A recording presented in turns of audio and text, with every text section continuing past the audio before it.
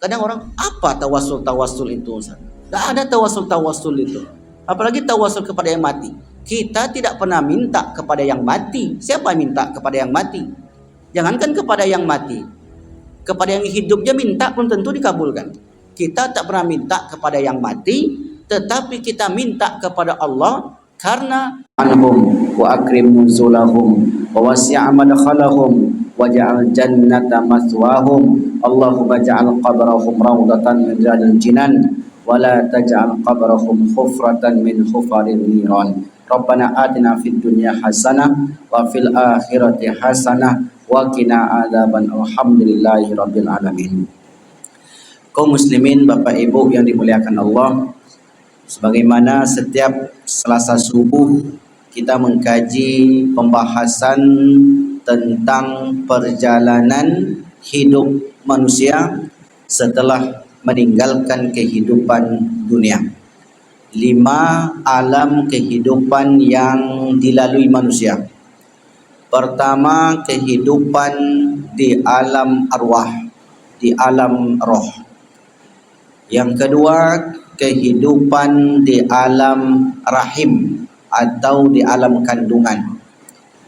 Ketiga, kehidupan di alam dunia, alam nyata, alam yang sedang kita jalani. Alhamdulillah, alam ruh sudah kita lalui. Alam rahim sudah kita lewati. Alam dunia sedang kita jalani. Dan dunia yang kita jalani saat ini adalah tempat kita meninggal, bukanlah tempat kita tinggal. Sampai masanya nanti yang disebut dengan ajal. Ajal maknanya batas. Fa idza jaa ajaluhum, apabila ajal itu sampai, batas kehidupan itu sudah sampai, maka la yastakhiruna sa'ah wala yastaqdimun, tak bisa dimajukan sedikit pun dan tak bisa pula dimundurkan sedikit pun.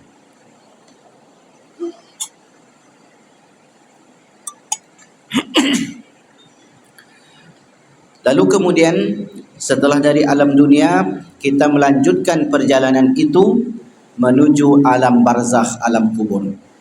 Maka di alam kubur ini juga menjadi penentu untuk kehidupan akhirat.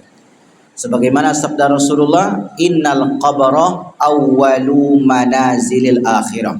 Sesungguhnya alam kubur itu menjadi perjalanan pertama menuju kehidupan kekal abadi, kehidupan akhirat. Faman naja minhu, siapa yang selamat di alam kubur, fama ba'dahu aisar, maka perjalanan akhirat mudah bagi dia. Wa man lam yanju minhu, siapa yang tak selamat, maka perjalanan akhiratnya aksar, akan terasa sulit oleh orang tersebut. Kehidupan alam kubur itu penentunya pada kehidupan dunia. Maka oleh karena itu, mudah-mudahan kita yang masih diberi kesempatan hidup oleh Allah Subhanahu wa taala dapat kita maksimalkan sampai kita tinggalkan kehidupan dunia ini. Amin ya rabbal alamin. Kaum muslimin, Bapak Ibu yang dimuliakan Allah Subhanahu wa taala, maka sampailah kita pada kehidupan akhirat. Kehidupan akhirat, kehidupan yang terakhir. Tidak ada kehidupan sesudah itu. Mulailah dari hari berbangkit. Dibangkitkan kita dari kubur masing-masing. Lalu kemudian dikumpulkan. Pengumpulan ini disebut dengan mahsyar. Mahsyar secara bahasa artinya berkumpul. Setiap manusia yang pernah hidup di dunia ini akan dikumpulkan di mahsyar itu.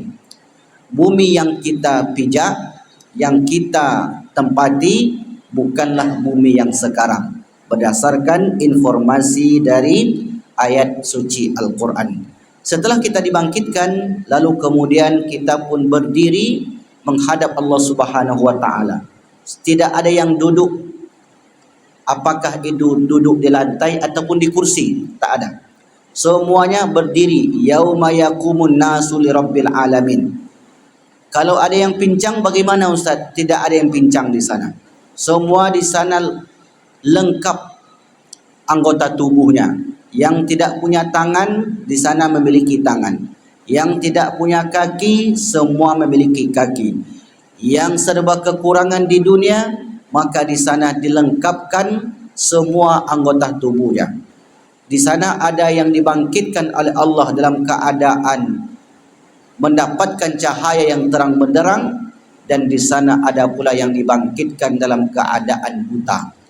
Buta yang dimaksud oleh Allah dalam ayat Toha 124 bukan buta mata ketika di dunia, karena di sana tidak ada yang buta.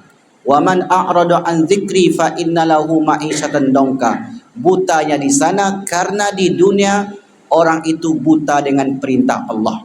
Jadi tidak ada hubung kaitnya.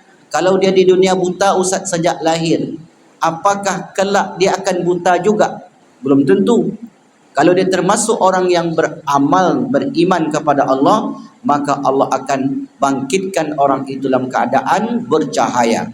Salah satu amalan yang pernah kita sampaikan untuk mendapatkan cahaya itu ialah orang yang datang ke masjid untuk mengerjakan solat di dua waktu. Yang pertama di waktu Isya, yang kedua di waktu subuh. Kenapa Isya dan subuh? Karena dua waktu ini disebut waktu yang gelap. Ketika mereka berjalan dari rumahnya menuju rumah Allah, maka perjalanan yang gelap itu ditukar oleh Allah dengan cahaya yang terang. Basyiril masya'in, berikan kabar gembira kepada orang yang berjalan ilal masajid, ke masjid-masjid Allah, bin nurit tami yaumal qiyamah, dengan cahaya yang sempurna pada hari kiamat. Ini salah satu amalan untuk mendapatkan syafaat cahaya di akhirat kelak. Sebagaimana yang sudah saya sebutkan di pekan yang lalu, tema kita pagi ini tentang amalan-amalan penyelamat, atau bahasa lainnya syafaat. Syafaat itu artinya penolong. Amalan-amalan penolong ketika di padang mahsyar. Amalan-amalan yang menjadi penolong kita ketika di padang mahsyar. Mengapa amalan itu penting bagi kita Bapak Ibu? Karena sebelumnya kita sampaikan bahwasanya kehidupan mahsyar itu kehidupan yang lapang bagi sebagian orang dan kehidupan yang sempit bagi sebagiannya lagi. Sering kita dengar imam berdoa, Allahumma inni a'udzubika min azabil qabri wa min azabil mahsyar wa min azabin nar. Ada tiga yang disebut. Yang pertama, ya Allah, aku berlindung kepadamu dari azab kubur. Nah, azab kubur sama-sama kita paham dan sering dibahas oleh para ulama, para ustaz, para buya, para kiai. Azab kubur adalah kesulitan yang dihadapi seseorang di alam kubur. Saya tegaskan, di alam kubur, bukan di dalam kubur. Karena itu dua hal yang berbeda. Di dalam kubur, di dalam tanah. Di alam kubur, di kehidupan gaib. Maka orang-orang yang di alam kubur sana, ada amalan-amalan di dunia, apabila dilakukan, mereka akan terselamatkan. Kita ulang lagi Bapak Ibu untuk mengingat-ingat saja. Yang pertama, doa yang dibaca sebelum salam. Ini salah satu amalannya untuk menyelamatkan kita di alam kubur.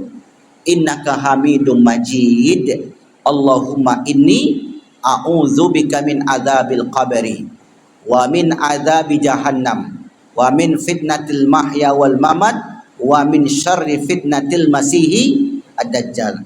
Kalau ada ibu-ibu yang mendapati, oh kami pernah dengar Ustaz, pangkalnya bukan azabil qabri dulu, azabi jahannam. Misalnya, Allahumma inni a'udzubika min azabi jahannam. Itu betul enggak Ustaz? Betul. Jadi mau kita mulai min azabil qabri, Allahumma inni a'udzubika min azabil qabri, betul. Bapak Ibu mulai Allahumma inni a'udzubika min azabi jahannam juga betul.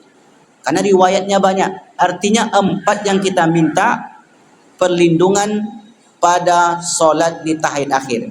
Yang pertama perlindungan dari azab kubur, yang kedua perlindungan dari azab jahannam, yang ketiga perlindungan dari fitnah hidup dan fitnah mati, yang keempat perlindungan dari buruknya fitnah dajjal akhir zaman.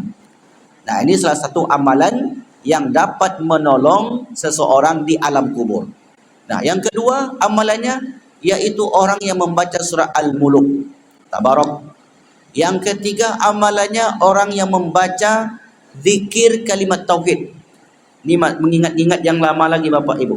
Karena mungkin beberapa pertemuan ke depan kita khusus membahas amalan. Karena 3 tempat tadi akan kita hadapi nanti. Kesulitan di alam kubur, kesulitan di padang mahsyar, dan kesulitan di akhirat, di neraka, kalau berada di neraka. Kalau tidak berarti yang 2 ini pasti. Nah, di alam kubur tadi yang pertama doa sebelum salam. Yang kedua surat Al-Muluk. Yang ketiga zikir kalimat tauhid. Apa zikirnya Ustaz? Boleh diulangi lagi enggak Ustaz? Kita ulangi lagi. La ilaha illallah Allahu akbar. Itu dia zikirnya. La ilaha illallah Allahu akbar. Yang kedua la ilaha illallah wahdahu. Yang ketiga la ilaha illallah wahdahu la syarikalah. Ditambahannya wahdahu la syarikalah. Yang keempat la ilaha illallah lahul mulku wa lahul hamdu. Yang kelima la ilaha illallah la haula wa la quwata illa billah. Hadis riwayat Imam Tirmizi. Kapan dibaca ini Ustaz? Ketika kita sakit. Saat sakit. Nah, atau orang yang di samping kita membisikkan ke telinga kita yang sedang sakit. Andai kita tak bisa bicara, mungkin sakit tergeletak atau mungkin tidak sanggup mengucapkan kalimat itu, anak, istri atau suaminya bisa membisikkan ke telinga orang tersebut. Misalnya orang itu, contohlah kemarin misalnya seperti Pak Lukman misalnya, tak sanggup karena operasi. Lalu kemudian istrinya atau anaknya membisikkan kalimat itu, dibaca ketika sakit, maka amalan itu dapat membantu orang, menolong orang, syafaat namanya, ketika berada di alam kubur. Man qalaha fi maradihi, kata Rasulullah, siapa yang membacanya ketika sakit, maka lam tat'amhun naru, maka panasnya api kubur akan tidak menyentuhnya. Ini amalan yang ketiga. La ilaha illallah wallahu akbar. La ilaha illallah wahdah. La ilaha illallah wahdahu la syarikalah. La ilaha illallah lahul mulku wa lahul hamdu. La ilaha illallah la haula wa la quwata illa billah. Nah, itu di antara amalan-amalannya. Baik Bapak Ibu yang dimuliakan Allah, itu azab kubur. Kalau nikmat kubur tak perlu lagi kita bahas, karena sudah selamat. Yang kita bahas, kalau seandainya kita di sana sulit dan memang belum ada jaminan, maka kita lakukanlah amalan itu supaya Rasul menjamin kita pada kehidupan barzah nanti. Kehidupan akhirat, wa min azabil mahsyar. Kan sering disebut begitu. Dari azab mahsyar, dari azabnya kesulitan di padang mahsyar. Lebih kurang 8 atau 9 yang kita jelaskan kesulitan-kesulitan yang akan dilalui. Adakah amalan yang dapat meringankan kesulitan itu yang bisa kita lakukan di dunia ini? Banyak. Jadi rupanya Bapak Ibu, Nabi kita sangat cinta dengan umatnya. Sangat cinta sekali. Nabi kita itu tahu kehidupan setelah kehidupan dunia ini banyak kesulitan-kesulitan. Nah, karena banyak kesulitan-kesulitan, maka Nabi memberikanlah amalan-amalan untuk kita. Apa amalan untuk mendapatkan syafaat di padang mahsyar? Yang pertama, orang yang senantiasa mengucapkan la ilaha illallah. Ringan Bapak Ibu. Barangkali selama ini ketika kita membaca la ilaha illallah, la ilaha illallah, kita lagukan terkadang. Kan kita baca ketika kita berjalan dari rumah ke masjid. Mungkin ketika kita pegang tasbih, kita membaca kalimat tauhid tersebut. Selama ini yang terbayang oleh kita pahala saja. Betul, setiap amal yang kita lakukan karena Allah pastilah dibalas pahala oleh Allah. Tapi perlu diingat, ternyata amalan itu ketika kita lazimkan, ketika kita biasakan saat hidup ini, kelak amalan itu akan datang kepada kita untuk menyelamatkan kita. Berarti surah 1 tu Pak. Baca la ilaha illallah. Kata Rasulullah, membacanya itu dari dalam hati. Dalam hati itu apa maksudnya? Ikhlas karena Allah. Dari dalam hati ikhlas karena Allah. Saya yakin Bapak Ibu yang dimuliakan Allah, yakin 100%, hakul yakin. Kita datang ke masjid ini, hujan-hujan, sejuk dingin, tidak lain dan tidak bukan karena kalimat la ilaha illallah. Saya yakin tidak ada yang datang ke masjid ini karena ingin makan soto aja, enggak ada. Pasti kita datang ke rumah Allah itu karena kalimat la ilaha illallah. Sering kita dengar sebut biasanya ketika muazin azan atau iqamah, la ilaha Allahu akbar Allahu akbar, la ilaha illallah, kalimatu haqqin alaiha nahya wa alaiha namut. Pernah tak kita ucapkan itu? Kalimatu haqqin, kalimat la ilaha illallah, kalimat yang benar, alaiha nahya, di atasnya itu kita hidup, wa alaiha namut, di atas kalimat itu kita mati. Rupanya kita ini hidup di atas kalimat tauhid tersebut. Hidup di atas kalimat tauhid, mati pun di atas kalimat tauhid. Kalimat la ilaha illallah. Hadis sahih dari Abu Hurairah, an Abi Hurairah radhiyallahu an. Qala, Abu Hurairah berkata, qultu ya Rasulullah, saya bertanya kepada Rasulullah, ya Rasulullah, man as'adun nasi bi syafa'atika yaumal qiyamah? Siapakah gerangan orang yang paling berbahagia? Siapa di antara manusia itu orang yang paling berbahagia dengan syafaatmu ya Rasulullah pada hari kiamat nanti? Perhatikan ceritanya nih Bapak Ibu, di padang mahsyar setelah bumi ini ditukar dengan bumi yang lain. Siapa orang itu ya Rasulullah? Kata Abu Hurairah.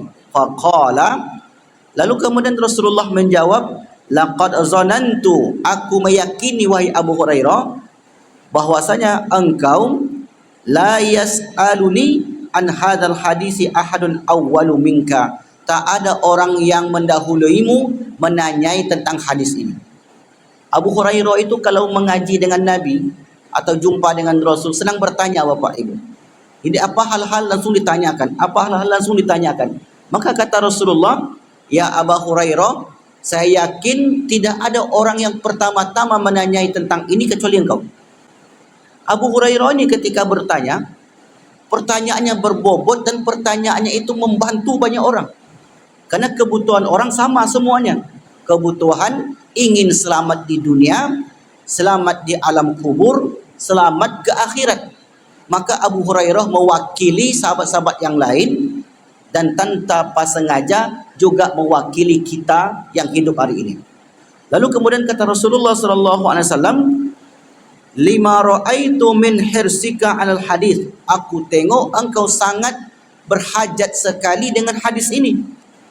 As'adun nasi bisyafa'ati yaumal qiyamah. Adapun orang yang paling berbahagia dengan syafaatku pada hari kiamat nanti adalah man qala, siapa yang mengucapkan la ilaha illallah khalisan min qibali nafsi, ikhlas karena Allah Subhanahu wa taala. Dia mengucapkan kalimat itu murni karena Allah. Nah, adakah orang yang mengucapkan kalimat itu bukan karena Allah? Saya yakin ada, mungkin sangat sedikit. Tapi pada umumnya ketika orang mengucapkan la ilaha illallah, pastilah niatnya itu karena Allah Subhanahu wa taala. Makna kalimat itu tiada Tuhan selain Allah. Dan kita meyakini itu semua. Tiada Tuhan yang patut diibadati, yang patut disembah kecuali Allah Subhanahu wa taala. Maka inilah yang pertama-tama akan datang kepada kita untuk memberikan syafaat. Apakah kalimat itu berbentuk kalimat di sana atau kalimat itu berbentuk satu fisik? Karena dalam bayangan kita Bapak Ibu, solat tak nampak, puasa kita pahalanya enggak kelihatan, ucapan-ucapan zikir kalimat la ilaha illallah ini juga tidak terlihat. Kelak di akhirat amal itu apakah juga tidak terlihat atau akan terlihat? Maka ini dibahas oleh para ulama. Kalau nanti amal itu ditimbang, bagaimana mungkin sesuatu yang ditimbang itu tak nampak? Solat ditimbang, puasa ditimbang, kalimat zikir ditimbang, sedekah ditimbang, apa-apapun yang kita lakukan ditimbang. Kalau sesuatu yang ditimbang, kata Imam Al-Munawi dan Faidul Qadir, kalau sesuatu yang ditimbang, maka mestilah sesuatu itu berwujud. Bermakna setiap amalan-amalan yang kita lakukan akan berwujud. Bapak Ibu, kita dari rumah datang ke masjid ini, sejuk, dingin, gelap, capek yang kita dapat. Sampai di masjid sejuk pula lagi, dapat pula tiang, dapat pula dinding, ditembak AC, sejuk dengan tertidur. Itu perjuangan. Perjuangan itu ketika nanti di akhirat, apakah hanya berbentuk abstrak yang tidak kita lihat, atau sampai di sana akan diwujudkan oleh Allah dalam satu bentuk fisik? Maka kata para ulama akan diwujudkan nanti. Oh, bermakna amalan kalimat la ilaha illallah itu akan diwujudkan oleh Allah dalam satu bentuk. Hal ini mirip dengan hadis Nabi ketika kita di alam kubur. Di alam kubur itu ada hadis yang sampaikan Rasulullah. Apa kata Rasulullah? Wa ya'ti rajulun hasanul wajhi. Tiba-tiba nanti Bapak Ibu, di alam kubur sana ada orang yang datang kepada kita dengan wajah yang sangat indah sekali. Hasanus siyabi, dengan pakaian yang sangat bagus sekali. Wa thayyibur rihi, aromanya yang sangat wangi sekali. Lalu orang ini tiba-tiba bicara dengan kita, fulan, beruntung engkau ya, bahagia engkau ya. Abashir hadza yaumukal ladzi kunta tu'adu. Inilah hari-hari yang dulu dijanjikan Allah kepadamu. Lalu kemudian kita pun tiba-tiba nanya Bapak Ibu, man anta, engkau siapa? Tiba-tiba kita bertanya kepada orang itu. Lalu kemudian orang itu jawab, ana amaluka, sayalah amal zikirmu itu. Sayalah orang yang dulu kamu lakukan ketika subuh Selasa tanggal 27 Januari 2024, dapatlah dinding pada pagi itu, engkau tertidur, sayalah orang itu. Tertidurlah nanti di situ Bapak Ibu. Jadi kalau dan tertidur tetap dapat amal, Pak. Ibu tetap dapat amal walaupun di masjid itu tidur dia, tetap dapat pahala i'tikaf. Tapi dan tidur dia Ustaz. Ya, ilmu tak dapat, itu aja bedanya. Pahala dapat enggak? Dapat. Makan soto nanti dapat juga insya-Allah. Periksa mata dapat juga. Tadi saya tanya ke Pak Ketua, yang diperiksa tu mata apa Pak Ketua? Mata yang di kepala Ustaz. Oh, saya kira mata pencaharian.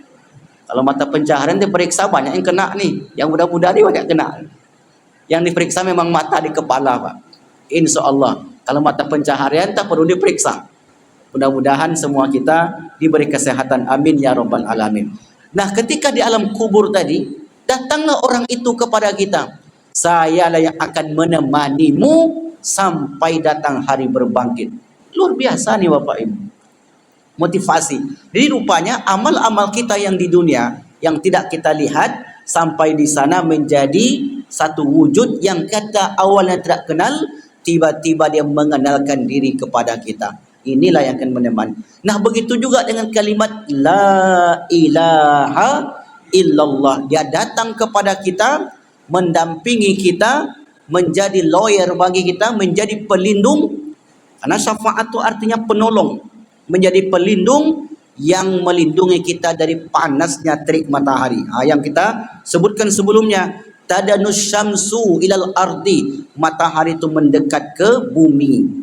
Orang merasakan kepanasan, tapi ada orang-orang yang merasakan kesejukan, kedinginan, keademan. Dia tidak merasakan panas berkat amalan. Yang pertama amalannya adalah orang yang mengucapkan kalimat la ilaha illallah.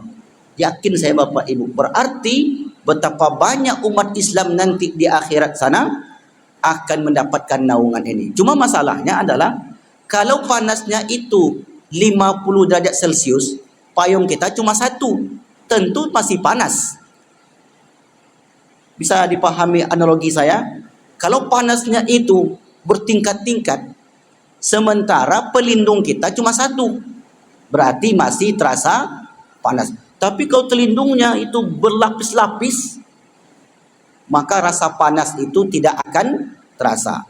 Nah, yang pertama untuk pelindung kita, untuk memberi syafaat adalah kalimat la ilaha illallah.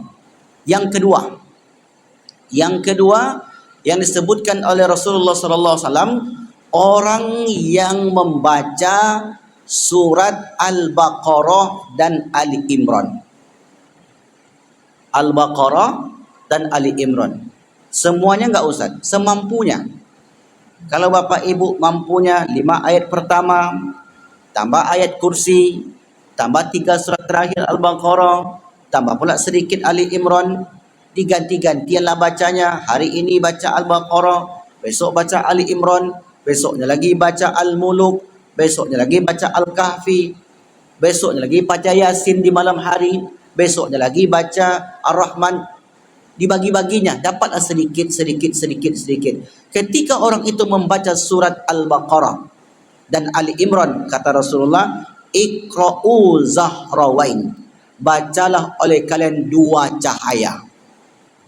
Jadi Al-Baqarah dan Ali Imran itu disebut cahaya.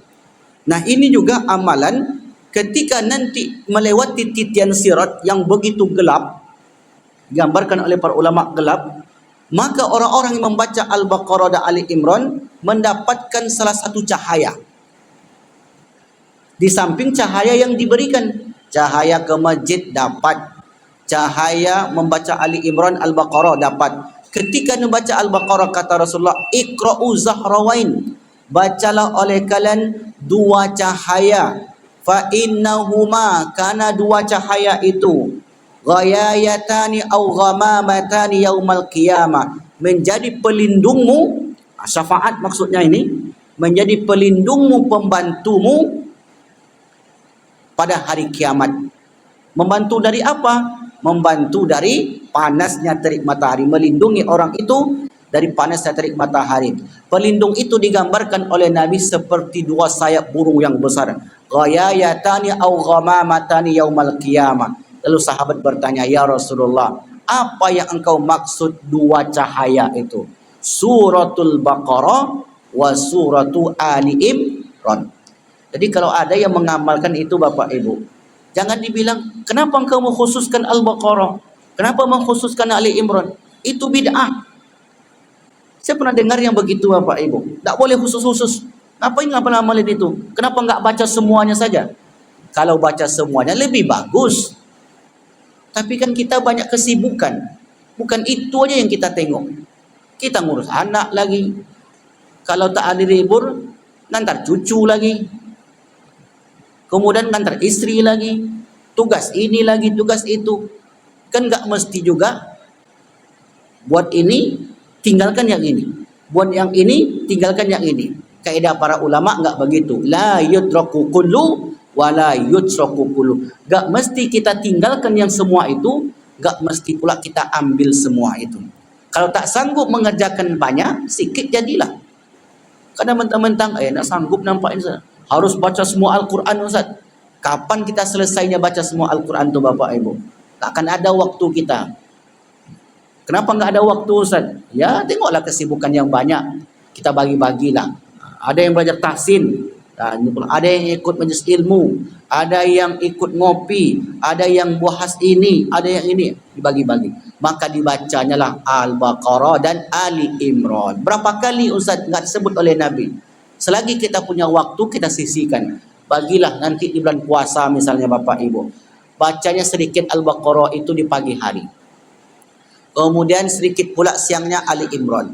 Malamnya dibaca pula Al-Muluk. Besoknya dibaca pula surat Yasin. Besoknya dibaca pula surat Al-Waqi'ah.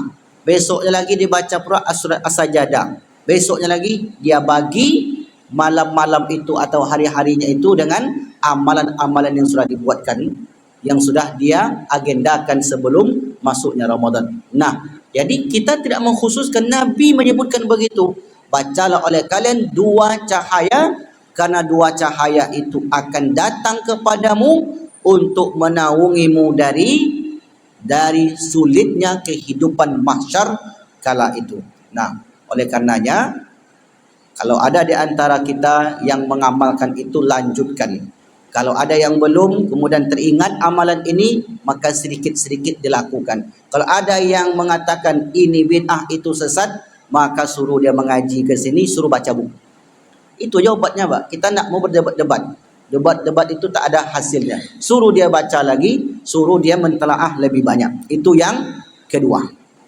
Yang ketiga, amalan untuk mendapatkan syafaat atau penolong pada hari kiamat nanti, yaitu orang yang membaca doa sesudah azan.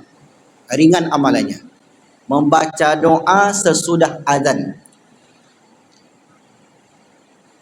Dari Jabir, an Jabir radhiyallahu anhu qala Rasulullah sallallahu alaihi wasallam, Rasul bersabda, man qala hina yasma'un nida, siapa yang membaca ketika mendengarkan panggilan.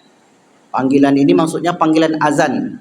Allahumma rabbi hadhihi da'wati tammah wassalatil qa'imah ati Muhammadanil wasilah wal fadilah wa ba'athu maqaman mahmuda alladhi wa'atta. Sampai situ aja. Wa'atta innaka latukhliful mi'ad. Boleh ditambah, boleh tidak. Jadi kalau sampai yang tadi saja kita baca, Allahumma rabba hadhihi da'wati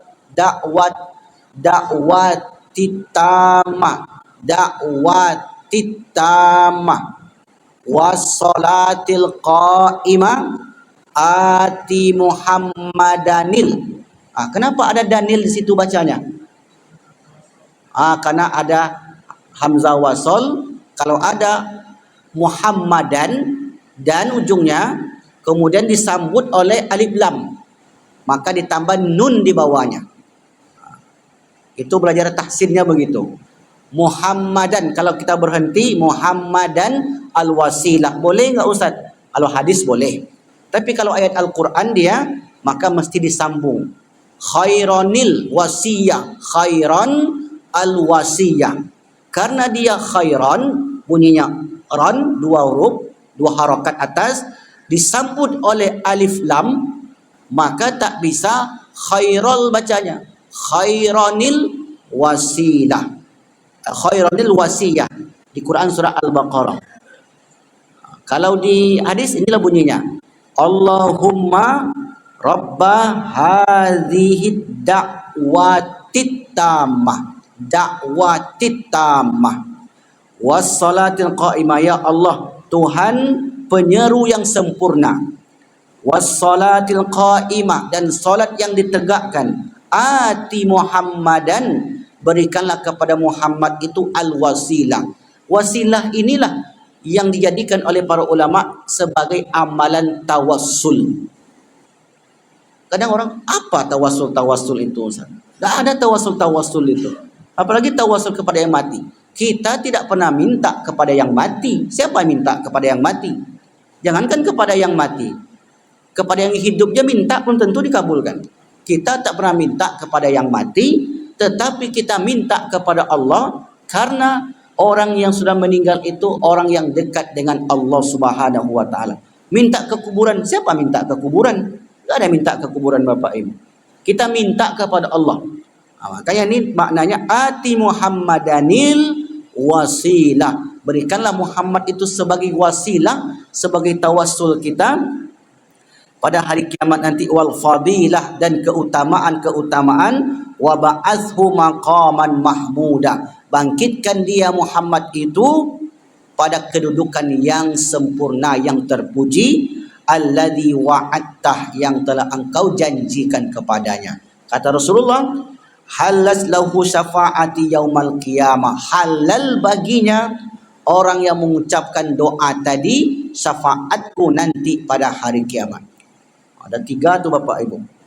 Yang pertama tadi kalimat la ilaha illallah, lapisan pertama yang akan menolong kita. Yang kedua, diamalkan pula oleh dia surah Al-Baqarah dan Ali Imran. Semampu dia, banyak sedikit terserah. Semampu dia baca. Karena Allah katakan, fattaqullaha mastata'tum. Bertakwalah kalian semampumu. Di takwa kita ni semampu kita. Allah tidak membebani lebih di atas kemampuan hambanya itu. La yukallifullahu nafsan illa wus'aha. Tak akan memberikan lebih sesuai kadar keimanan orang tersebut. Nah, ketika dia baca Al-Baqarah dan Ali Imran, maka dapat pula penolong yang kedua. Penolong yang ketiga, orang yang membaca doa setelah azan. Allahumma rabba hadhihi da'watit tamah wassalatil qa'imah ati Muhammadanil wasilah wal fadilah. Ada yang menambahkan terkadang wasyarafah. Pernah dengar begitu? Ada menambahkan. Nah, kalau kita baca yang ini saja sudah cukup, tapi kalau menambah, ya boleh. Wasyarafa, syaraf itu artinya kan mulia. Muhammad yang mulia. Sama seperti Sayyidina Muhammad. Ya boleh ditambah Sayyidina Muhammad karena penghulu daripada Nabi. Wasyarafa wa darajatal adatar rafi'ah. Nah, kalau terasa panjang rasanya, yang pendek saja. Terkadang karena pengennya banyak, tak jadi baca. Panjang betul Ustaz. Tak ingat-ingat, tak jadi dibaca dia. Nah, tak bisa semuanya, dapat sebagian jadilah. Allahumma rabba hadhihi da'watit tamah wassalatil qa'imah ati Muhammadanil wasilah wal fadilah wa ba'athul maqamal mahmudan alladhi wa'attah. Dan 4 inilah yang kita minta. Halat lahu syafa'ati, maka Nabi berjanji akan memberikan syafaatnya nanti di akhirat. Inilah 3 amalan yang akan menolong kita setelah meninggalkan kehidupan dunia. InsyaAllah masih banyak akan kita jelaskan Bapak Ibu. Nah, kalau memang tergambar oleh kita banyak kesulitan sebelumnya, maka dengan amalan-amalan yang sudah kita lakukan itu, maka dia akan menolong kita. Ini di luar konteks. Cukup 3 saja yang kita bahas. Ada satu lagi amalan penghantar ke surga. Di luar ini ya Bapak Ibu ya. Ini kita cukupkan 3 saja. Karena kalau terlalu banyak nanti takutnya lupa. 3, besok 3 lagi, dan 3 lagi. Nah, ada satu amalan penghantar ke surga. Ini bonusnya. Yaitu orang yang solat 12 rakaat. 12 rakaat salat sunnat, 12 rakaat. Kapan saja waktunya Ustaz? 4 rakaat sebelum zuhur. Jadi kalau Bapak Ibu datang ke masjid, solat tahiyatul masjid 2 rakaat, qabliyah 2 rakaat 4. Rakaataini ba'da zuhur, 2 rakaat setelah zuhur. Maka kalau enggak ada keperluan mendesak, usahakan solat 2 rakaat itu.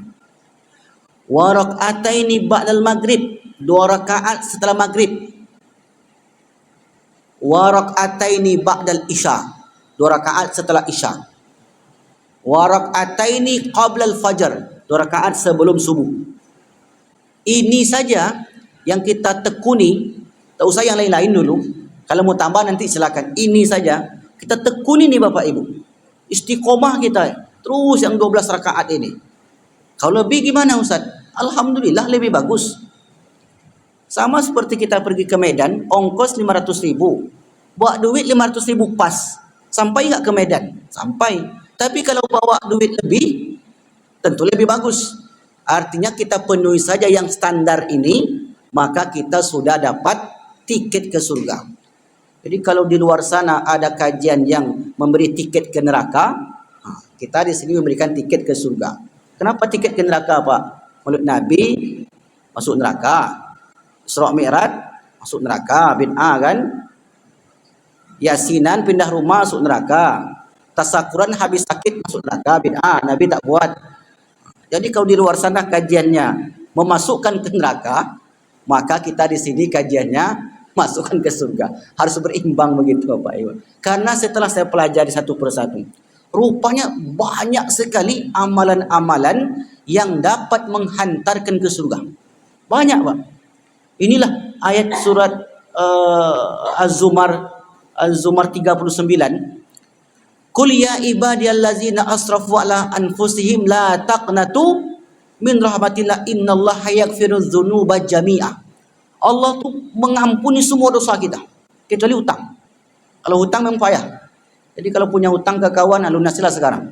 Kalau selain hutang, maka apapun dosa kita kepada Allah, bertobat kita taubatan nasuha, maka selesai sudah. Begitu pemurahnya Allah Subhanahu wa taala. Kalau Allah itu pemurah dan banyak diberikan oleh Nabi amalan-amalan penghantar ke surga, maka mengapa kita begitu cepat memasukkan orang ke neraka Allah Subhanahu wa taala? Wallahu alam bissawab. So itu Pak Khalifah, ada pertanyaan? Silakan bertanya. 6 zikir. Yang mana? 5. Kalau bid'ah, kalau menambah 5 berlebih. Baik. Silakan. Diulangi lagi. Oh, make. Oh.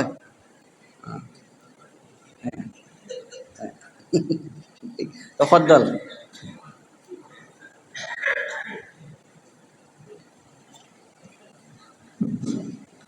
Assalamualaikum warahmatullahi wabarakatuh. Waalaikumsalam. Dari apa yang Ustaz sampaikan tadi, saya ambil satu aja karena saya untuk ada amalan yang kita amalkan ketika kita sakit. Iya. Kalau kita amalkan ketika sakit, tentu amalan tadi menunggu kita sakit. Kalau kita tidak sakit, apakah tidak boleh kita amalkan? Wabillahi taufiq hidayah. Assalamualaikum warahmatullahi wabarakatuh.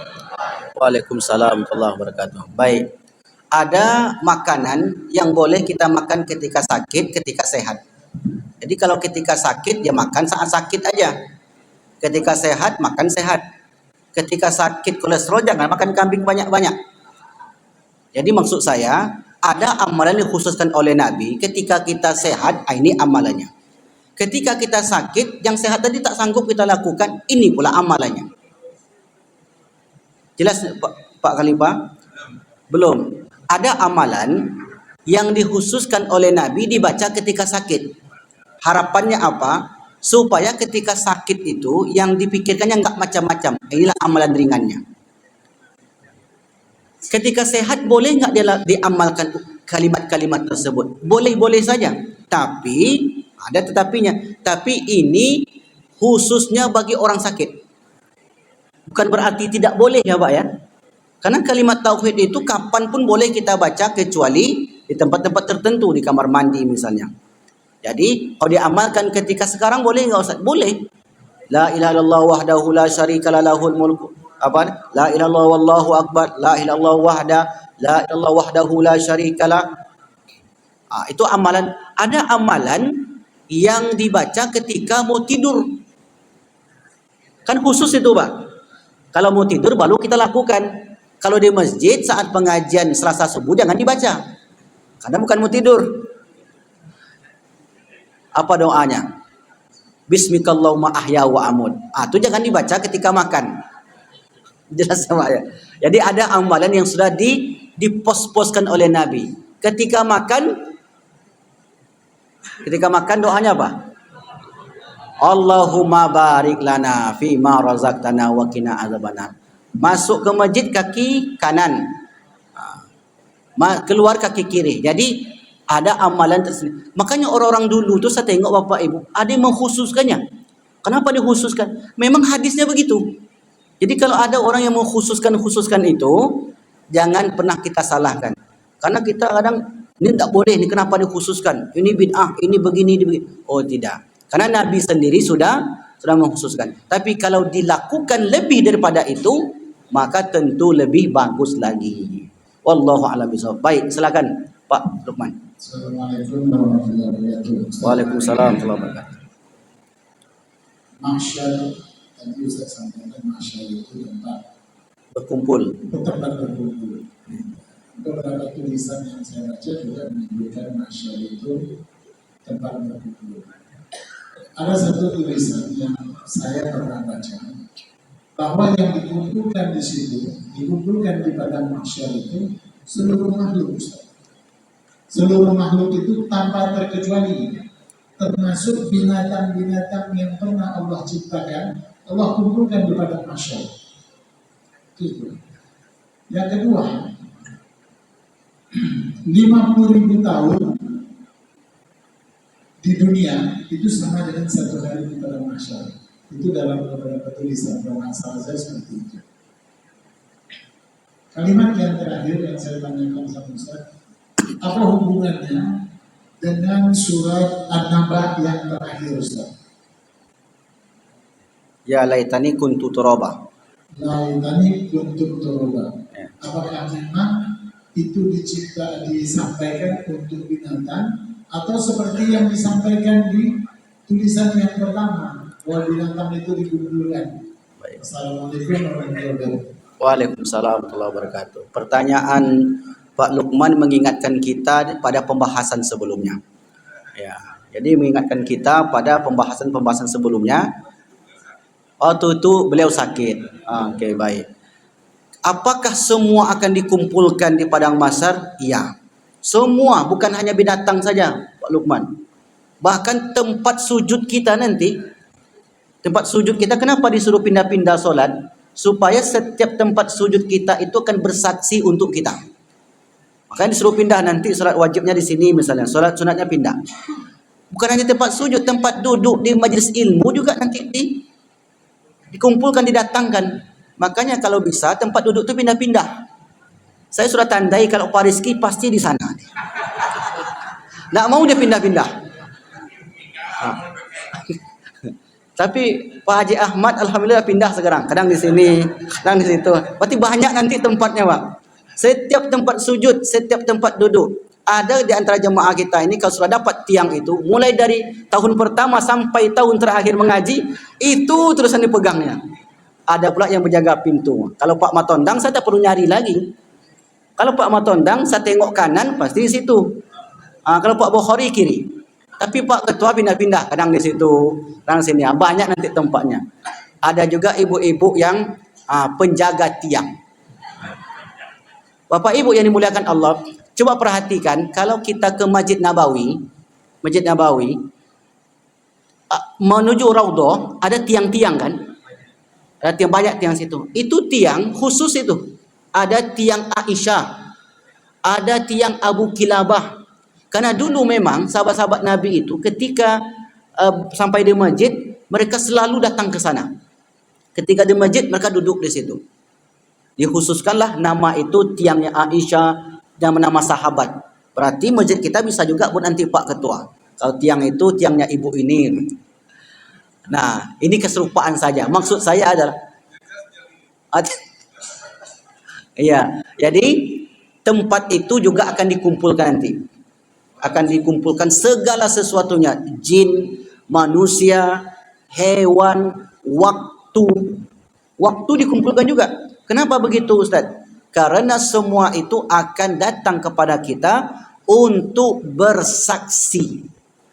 Bersaksi nih. Betul ya Allah, sayalah dulu saksinya. Akan dihadir. Kalau saksi bagaimana? Bawa ke persidangan ada saksi. Saksi itu cukup diperdengarkan jarak jauh saja atau harus dihadirkan ke situ? Harus dihadirkan. Namanya saksi. Kalau saksi tidak ada berarti bukan saksi. Dihadirkanlah segala sesuatunya. Tapi kan sudah hancur semua ini. Kalau itu kan perkara mudah bagi Allah Bapak Ibu. Jangankan yang sudah ada wujudnya diwujudkan lagi. Yang belum ada saja wujudnya bisa Allah wujudkan. Kita dulu nggak ada wujudnya. Bisa Allah wujudkan.